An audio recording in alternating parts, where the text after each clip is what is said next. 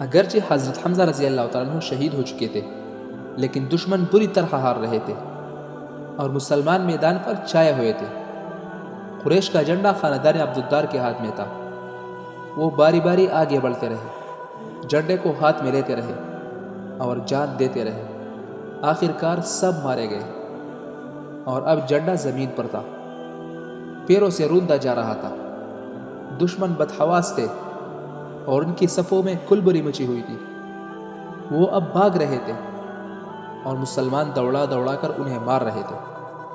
بے تحاشا سرزمین پر ڈلک رہے تھے اور جانیں تن سے جدا ہو رہی تھی۔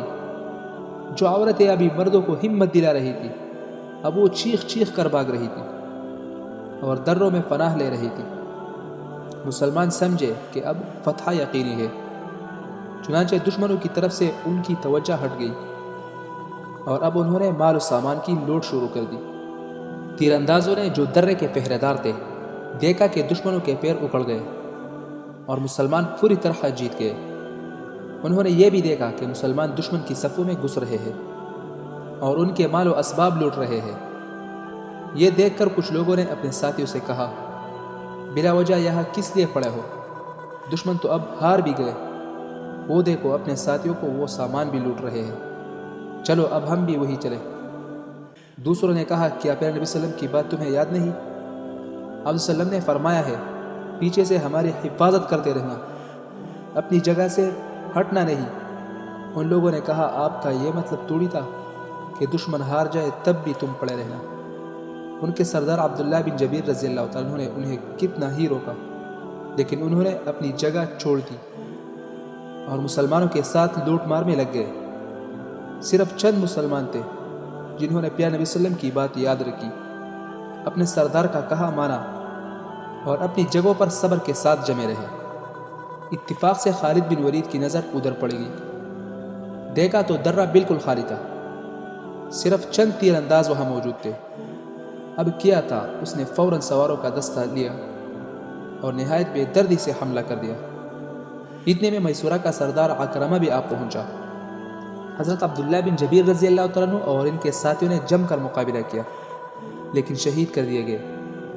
اب راستہ بالکل صاف تھا، چنانچہ سواروں کا دستہ آگے بڑھا اور جہاں مسلمان لوٹنے میں مصروف تھے اور مشرک سب کچھ چھوڑ کر بھاگ رہے تھے، وہاں پہنچتے ہی انہوں نے زور سے نعرہ لگایا، عزا کیجئے، ہبل کیجئے، اور مسلمانوں کے سروں پر تلواریں برسنے لگی۔ مسلمان تو اطمینان سے لوٹنے میں مصروف تھے، اچانک یہ آفت دیکھی تو وہ بکھلا گئے اور ان کے ہوش و حواس اڑ گئے۔ چنانچہ سب کچھ چھوڑ کر انہوں نے تلواریں سنبھال لی اور پھر لڑنے لگے، لیکن اب بات بگڑ چکی تھی۔ ہارا ہوا دشمن پھر تازہ دم ہو چکا تھا اور ان پر بے تحاشا حملے کر رہا تھا۔ مسلمان بدحواسی کے عالم میں تھے، یہاں تک کہ دوست دشمن کی بھی تمیز اٹھ چکی تھی اور مسلمان کو مار رہے تھے۔ خوف کا یہ حال تھا کہ انہیں اپنا خاص نشان بھی یاد نہ رہا جس سے وہ اپنے بھائیوں کو پہچان لیتے۔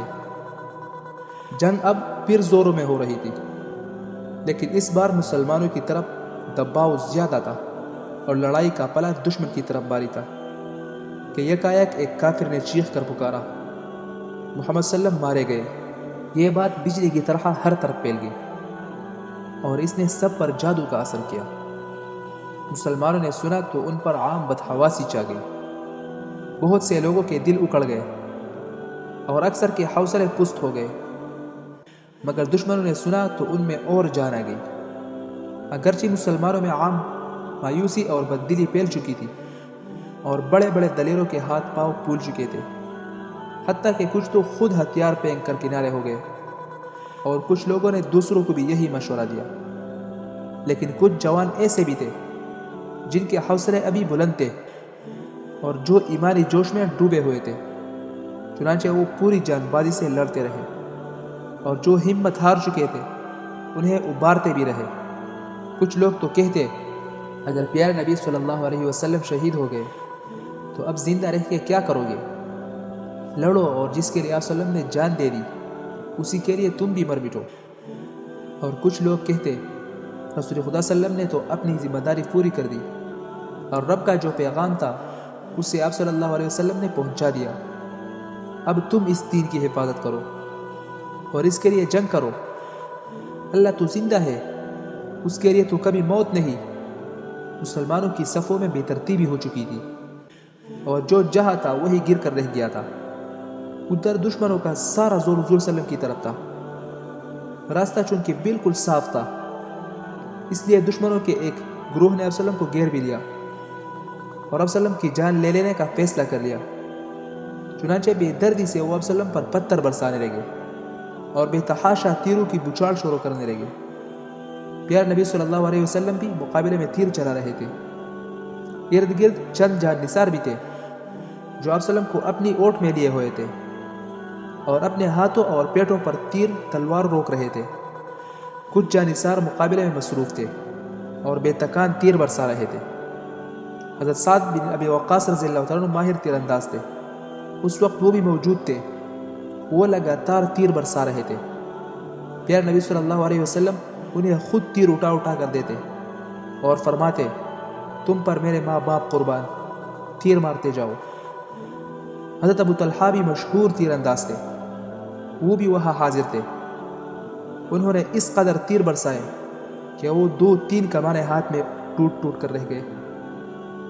حضرت ابو دجانہ رضی اللہ تعالیٰ عنہ جھک کر ڈال بن گئے تھے اور اب جو تیر آتے ان کی پیٹ پر آتے۔ حضرت طلحہ رضی اللہ تعالیٰ عنہ بھی ہاتھ پر تلواریں روک رہے تھے، چنانچہ ان کا ایک ہاتھ کٹ کر الگ بھی ہو گیا تھا۔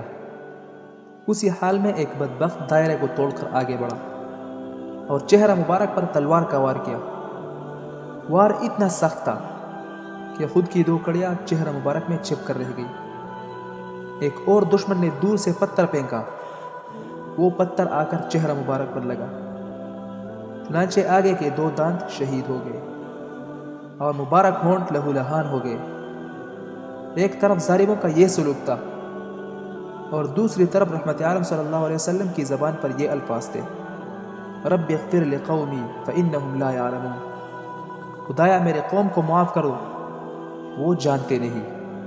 ادھر پیارے نبی صلی اللہ علیہ وسلم کا یہ حال تھا اور ادھر مسلمان مایوس تھے کہ آپ صلی اللہ علیہ وسلم شہید ہو گئے اور دشمن خوشیاں منا رہے تھے کہ ان کا برسوں کا ارمان پورا ہوا۔ بات اصل میں یہ ہوئی کہ حضرت مصعب بن عمیر رضی اللہ تعالیٰ عنہ شہید ہو گئے اور جس دشمن نے انہیں شہید کیا تھا اس کا نام ابن قمیہ تھا۔ حضرت مصعب رضی اللہ تعالیٰ عنہ شکل و صورت میں چونکہ پیارے نبی صلی اللہ علیہ وسلم کے مشابہ تھے، اس ابن قمیہ نے سمجھا کہ یہ محمد صلی اللہ علیہ وسلم ہی ہے۔ اب کیا تھا، ہر طرف غل مچ گیا۔ جو جان نثار صلی اللہ علیہ وسلم کے پاس موجود تھے انہوں نے چاہا کہ اس کی تردید کر دیں، مگر پیارے نبی صلی اللہ علیہ وسلم نے منع فرما دیا اور وہ لوگ خاموش رہے۔ دشمنوں کو پورا یقین تھا کہ محمد صلی اللہ علیہ وسلم سچ مچ مارے گئے، چنانچہ قریش کے آدمی ہر طرف پھیل گئے اور لاشوں میں آپ صلی اللہ علیہ وسلم کو ڈھونڈنے لگے۔ ہر ایک کی تمنا تھی کہ وہ پہلے پا جائے اور آپ صلی اللہ علیہ وسلم کی تکہ بوٹی کر کے اپنا کلیجہ ٹھنڈا کرے۔ ڈھونڈنے والوں میں ابو سفیان بھی تھا، وہ بے تابی کے ساتھ دوڑ کر لاشوں کو دیکھتا اور حیرت سے کہتا، محمد صلی اللہ علیہ وسلم کی لاش تو دکھائی نہیں دے رہی۔ ابو سفیان لاشوں میں آپ صلی اللہ علیہ وسلم کو ڈھونڈ ہی رہا تھا کہ حضرت حمزہ رضی اللہ تعالیٰ عنہ کی لاش پر نظر پڑ گئی۔ دیکھتے ہی وہ غصے سے پھول اٹھا، چنانچہ اب اس بے رحم کا خونی نیزہ تھا اور حضرت حمزہ رضی اللہ تعالیٰ عنہ کا پاک جسم، وہ بے تحاشا ان کے جسم پر ضرب لگاتے اور ہونٹ چبا چبا کر کہتا، او غدار، بدر میں تو نے جو کچھ کیا تھا لے اس کا مزہ چکھ۔ ایک کافر تھا حلیس بن زیان، وہ بھی پاس ہی کھڑا تھا، اس سے یہ بے رحمی دیکھی نہ گئی۔ ابو سفیان کو پکڑ کر اس نے کھینچ لیا اور چیخا، لوگوں دیکھتے ہو یہ قریش کا سردار ہے، اپنے بھائی کے ساتھ یہ سلوک کر رہا ہے۔ ابو سفیان فوراً چونک پڑا، اوہ مجھ سے بڑی چوک ہو گئی، اچھا دیکھو اس کا شور نہ کرو۔ پھر ابو سفیان کی خالد سے ملاقات ہوئی۔ ابو سفیان نے پوچھا، محمد صلی اللہ علیہ وسلم قتل ہوئے، کچھ پتہ چلا؟ خالد نے کہا، میں نے تو ابھی دیکھا وہ کچھ ساتھیوں کے ساتھ پہاڑ پر چڑھ رہے تھے۔ عام مسلمانوں کو اگرچہ یقین ہو چکا تھا کہ رسول خدا صلی اللہ علیہ وسلم واقعی شہید ہو گئے، لیکن بدحواسی میں نگاہ آپ صلی اللہ علیہ وسلم کو ڈھونڈتی تھی۔ اچانک حضرت کعب بن مالک رضی اللہ عنہ کی نظر آپ صلی اللہ علیہ وسلم پر پڑ گئی۔ چہرہ مبارک پر خون تھا لیکن آنکھیں چمک رہی تھی۔ اب کیا تھا، بے اختیار وہ چیخ پڑے، مسلمانوں، اللہ کے رسول صلی اللہ علیہ وسلم یہ ہے! کون جانے یہ آواز کیا تھی؟ مسلمانوں میں یکایک زندگی کی لہر دوڑ گئی۔ بجھے ہوئے حوصلے جاگ اٹھے اور تکے ہوئے جسم تازہ دم ہو گئے۔ ہر طرف سے جان نثار ٹوٹ پڑے اور پروانوں کی طرح آپ صلی اللہ علیہ وسلم کے گرد جمع ہو گئے۔ حضرت ابوبکر صدیق رضی اللہ تعالیٰ عنہ و عمر رضی اللہ تعالیٰ عنہ سب سے آگے تھے۔ صورتحال زیادہ نازک ہو چکی تھی اور خطرات بڑھتے ہی جا رہے تھے، اس لیے جان نثاروں نے آپ صلی اللہ علیہ وسلم کو دائرے میں لے لیا اور پہاڑ پر چڑھنے لگے کہ وہاں دشمنوں کا پہنچنا آسان نہ تھا۔ ابو عامر اوسی نے پہاڑ کے دامن میں کچھ گڑھے کھود رکھے تھے کہ مسلمان پھسل پھسل کر اس میں جا پڑے۔ اتفاق سے ایک گڑھے کے پاس سے آپ صلی اللہ علیہ وسلم گزرے تو آپ صلی اللہ علیہ وسلم کا پیر پھسل گیا، مگر علی رضی اللہ تعالیٰ عنہ اور طلحہ رضی اللہ تعالیٰ عنہ نے بڑھ کر دست مبارک پکڑ لیا اور آپ صلی اللہ علیہ وسلم کو اوپر چڑھا لیا اور پھر پہاڑ کی چوٹی پر چڑھ گئے۔ ابو سفیان نے بھی چڑھتے ہوئے دیکھ لیا، لہٰذا وہ فوج لے کر پہاڑی پر چڑھا۔ حضرت عمر رضی اللہ تعالیٰ عنہ اور چند صحابہ رضی اللہ تعالیٰ عنہ کی نظر پڑی تو انہوں نے اوپر سے بے تحاشا پتھر برسائے اور پھر وہ آگے نہ بڑھ سکا۔ آپ صلی اللہ علیہ وسلم کی وفات کی غلط خبر مدینہ میں بھی پھیل گئی۔ کس سے معلوم کہ اس وقت مسلمانوں پر کیا گزری؟ بے تاب ہو کر وہ آپ صلی اللہ علیہ وسلم کی طرف دوڑ پڑے۔ حضرت فاطمہ رضی اللہ تعالیٰ عنہ نے سنا تو وہ بے قرار ہو کر اٹھی اور بدحواسی کے عالم میں وہ بھی دوڑ پڑی اور نہ جانے کس طرح وہ پیارے باپ صلی اللہ علیہ وسلم کے قدموں تک پہنچ گئی۔ دیکھا تو ابھی تک چہرہ مبارک سے خون جاری تھا۔ بے اختیار دل بھر آیا اور آنکھوں میں آنسو آ گئے۔ حضرت علی رضی اللہ تعالیٰ عنہ سفر میں پانی بھر لائے اور پیاری بیٹی باپ صلی اللہ علیہ وسلم کے زخم کو دھونے لگی۔ بہت دھویا لیکن خون نہ تھما۔ آخر انہوں نے چٹائی کا ایک ٹکڑا جلایا اور اسے زخم پر رکھ دیا اور اس طرح خون فوراً تم گیا۔ پیارے نبی صلی اللہ علیہ وسلم کا ایک کٹر دشمن تھا، ابی بن خلف۔ اس کو معلوم ہوا کہ محمد صلی اللہ علیہ وسلم تو ابھی زندہ ہے۔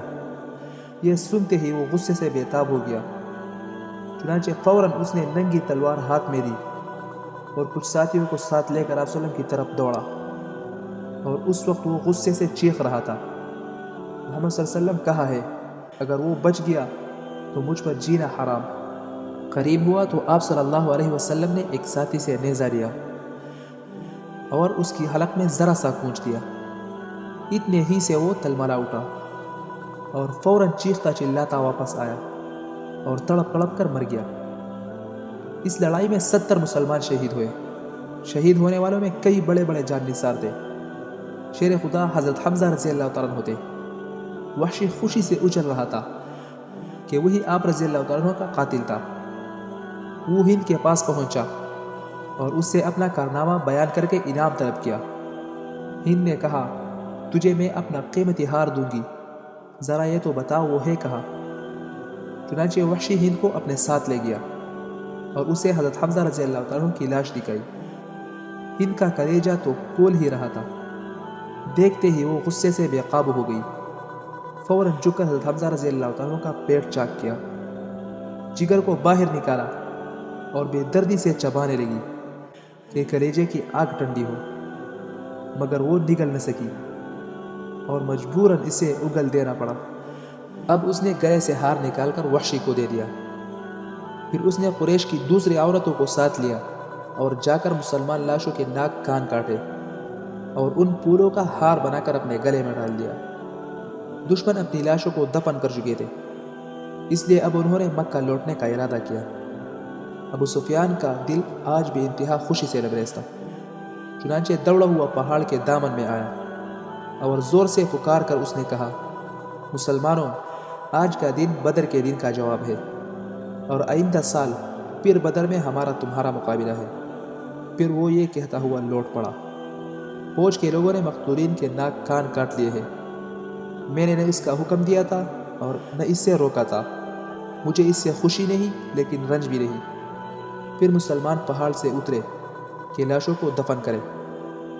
یکایک پیارے نبی صلی اللہ علیہ وسلم کی نظر حضرت حمزہ رضی اللہ تعالیٰ عنہ پر پڑی۔ دیکھا تو جسم کے ٹکڑے بکھرے پڑے تھے، بے اختیار آنکھوں سے آنسو جاری ہو گئے، اس قدر آنسو بہے کہ ریش مبارک تر ہو گئی۔ اس وقت آپ صلی اللہ علیہ وسلم کی زبان سے یہ درد بھرے الفاظ بھی سنے گئے: اف، میری آنکھوں نے ایسا دردناک منظر کبھی نہ دیکھا۔ پھر آپ صلی اللہ علیہ وسلم نے فرمایا، اگر صفیہ حضرت حمزہ رضی اللہ تعالیٰ عنہ کی بہن کو صدمہ نہ ہوتا اور یہ اندیشہ نہ ہوتا کہ یہ چیز میرے بعد سنت بن جائے گی، تو میں ان حضرت حمزہ رضی اللہ تعالیٰ عنہ کو یوں ہی چھوڑ دیتا کہ انہیں گدھ اور درندے کھالے۔ بخدا اگر ان پر کبھی بس چلا تو ان کے 30 آدمیوں کی یہی گدھ بناؤں گا۔ لیکن اس کے بعد ہی ذہن مبارک میں یہ آیت گونج رہی تھی: وَإِنْ عَاقَبْتُمْ فَعَاقِبُوا بِمِثْلِ مَا عُوقِبْتُمْ بِهِ وَلَئِنْ صَبَرْتُمْ لَهُوَ خَيْرٌ لِلصَّابِرِينَ وَاصْبِرْ وَمَا صَبْرُكَ إِلَّا بِاللَّهِ وَلَا تَحْزَنْ عَلَيْهِمْ وَلَا تَكُ فِي ضَيْقٍ مِّمَّا يَمْكُرُونَ إِنَّ اللَّهَ مَعَ الَّذِينَ اتَّقَوْا وَالَّذِينَ هُمْ مُحْسِنُونَ۔ اور اگر تم لوگ بدلہ لو تو بس اسی قدر لو جس قدر تم پر زیادتی کی گئی ہو، لیکن اگر تم صبر کرو تو یہ صبر کرنے والوں کے حق میں بہتر ہے۔ اور اے محمد صلی اللہ علیہ وسلم، صبر کرو، اور تمہارا یہ صبر اللہ ہی کے سہارے ہوگا۔ اور ان لوگوں کی حرکتوں پر رنج نہ کرو اور نہ ان کی چال بازیوں پر دل تنگ ہو، بے شک اللہ ان کے ساتھ ہے جو اللہ کی نافرمانی سے بچتے اور اس کی ناخوشی سے ڈرتے ہیں اور جو نیک کردار ہوتے ہیں۔